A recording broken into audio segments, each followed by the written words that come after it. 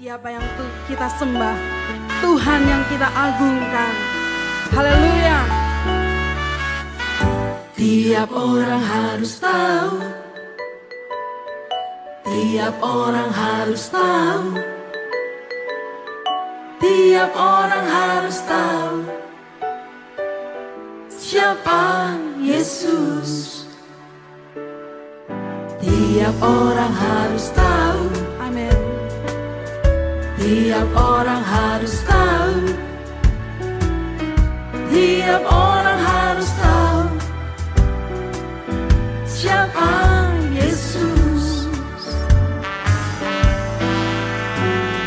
Dia bagai bunga bakul, bintang fajar cemerlang,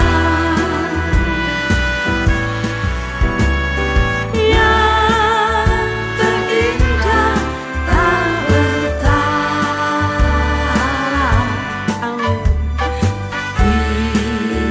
Tiap orang harus tahu. Selamat pagi dan semangat pagi untuk kita semua, saudara-saudara yang dikasihi oleh Tuhan Yesus Kristus. Sebelum kita membaca dan merenungkan kebenaran firman Tuhan yang menjadi bahan kita pada pagi hari ini, pada hari ini, dalam sapaan teduh kita, mari kita bersatu dalam doa, kita berdoa. Terima kasih Tuhan untuk kehidupan yang masih Engkau berikan bagi kami. Kami boleh bangun di pagi hari ini dan Tuhan masih memberikan kami kesempatan untuk melayani Tuhan bagi hormat dan kemuliaan bagi nama-Mu saja. Bapa di surga, kami akan mendengarkan kebenaran firman Tuhan yang dituliskan di dalam Alkitab. Engkau yang tetap menyertai kami dengan Roh-Mu yang kudus, berbicaralah melalui hamba-Mu ya Bapa, agar kebenaran firman Tuhan boleh disampaikan. Hamba-Mu yang penuh dengan keterbatasan ini, Engkau juga menguasai dia dengan Roh-Mu yang kudus, pimpin dia ya Bapa, agar dia boleh dapat berkata-kata sesuai yang diinginkan oleh Tuhan. Berbicaralah ya Bapa, karena kami semua anak-anak-Mu sudah siap untuk mendengarkan kebenaran firman Tuhan. Di dalam nama Yesus kami berdoa. Amin.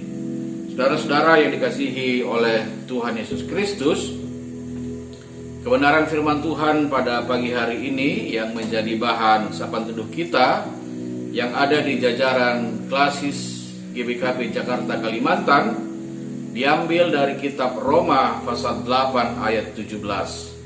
Roma pasal 8 ayat 17 berbunyi demikian. Dan jika kita adalah anak, maka kita juga adalah ahli waris. Maksudnya orang-orang yang berhak menerima janji-janji Allah yang akan menerimanya bersama-sama dengan Kristus, yaitu jika kita menderita bersama-sama dengan Dia, supaya kita juga dipermuliakan bersama-sama dengan Dia. Saudara-saudara yang dikasihi oleh Tuhan Yesus Kristus, menurut William Barclay, dalam budaya Romawi, apabila seorang anak laki-laki dipungut dan diterima ke dalam satu keluarga, maka ia berada di bawah patria potestas. Artinya adalah kuasa mutlak sang bapak atas keluarga. Waktu dia diadopsi, anak laki-laki yang baru ini kehilangan semua hak di keluarganya yang lama dan mendapat semua keuntungan anak sah dalam keluarga yang baru. Dalam pengertian legal, ia mendapat ayah baru, ia juga menjadi pewaris harta milik ayahnya yang baru. anak kandung yang dilahirkan kemudian tidak akan mempengaruhi warisannya. Kehidupan lama sang anak ini dihapus, hutang-hutangnya dibatalkan, seakan tidak pernah ada.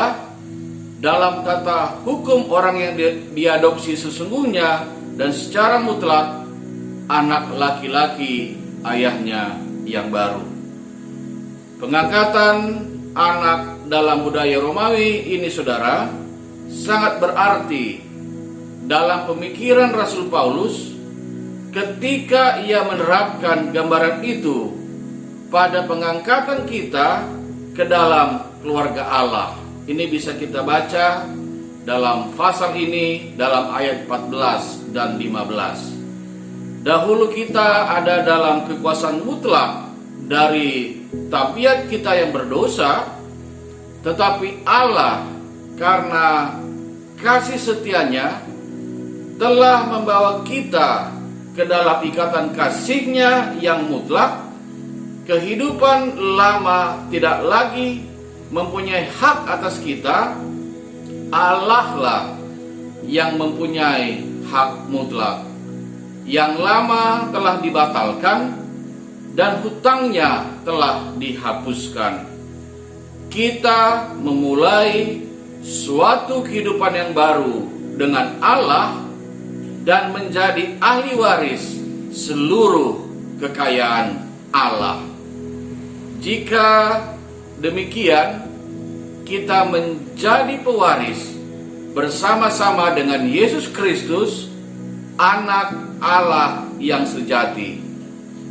Apa yang Kristus warisi, kita juga mewarisinya.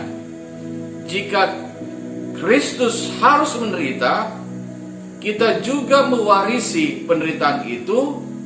Tetapi jika Kristus dibangkitkan untuk kehidupan dan kemuliaan, kita juga mewarisi kehidupan dan kemuliaan itu.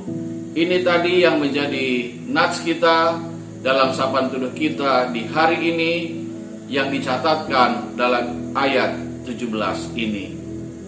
Saudara, sebagai anak-anak Allah, tidak ada hal apapun yang terjadi dalam kehidupan kita yang luput dari kendali Allah. Saya ulangi, sebagai anak-anak Allah, tidak ada hal apapun yang terjadi dalam kehidupan kita yang luput dari kendali Allah. Sebagai anak-anak Allah, kita juga memiliki tanggung jawab untuk hidup sesuai dengan kehidupan, dengan kuasa yang Roh Kudus telah berikan dalam hidup kita. Misalnya, menjauhi dosa, menjaga kekudusan kita, menjaga bagaimana kita tetap suci hidup kita, memelihara persekutuan yang intim dengan Allah Bapa melalui perlindungan firman Tuhan, menjaga bagaimana relasi kita yang baik dengan orang lain, dengan keluarga kita, bagaimana kita tetap merenungkan firman Tuhan, berdoa, dan melakukan firman Tuhan dalam hidup kita, mengasihi Allah dengan sungguh-sungguh, bagaimana kita tekun mencari kehendak-Nya, serta menikmati pengharapan surgawi yang diberikan oleh Yesus Kristus bagi kita. Saudara-saudara yang dikasihi oleh Yesus Kristus, marilah kita benar-benar hidup sebagai anak-anak Allah dalam keseharian kita, dan bersyukurlah kita sebagai anak-anaknya karena kasih karunia Allah yang telah menjadikan kita, yang telah mengangkat kita menjadi anak-anaknya.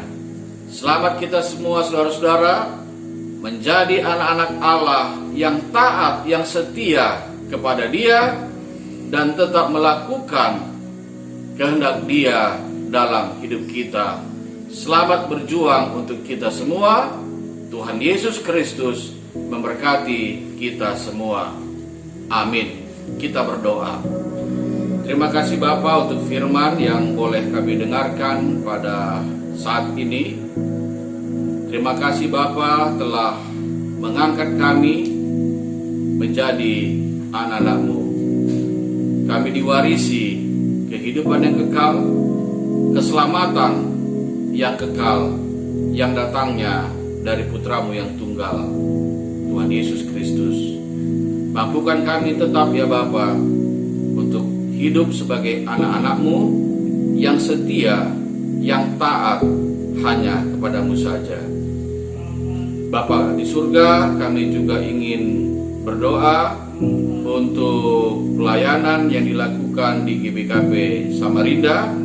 Tuhan memberkati pelayanan seluruh hamba-hamba Tuhan, keluarga, dan juga pengurus PJJ, pengurus kategorial dan keluarga, dan seluruh saudara-saudara kami yang ikut mengambil bagian secara aktif di GBKP Samarinda, dan seluruh jemaat Tuhan yang ada di GBKP Samarinda.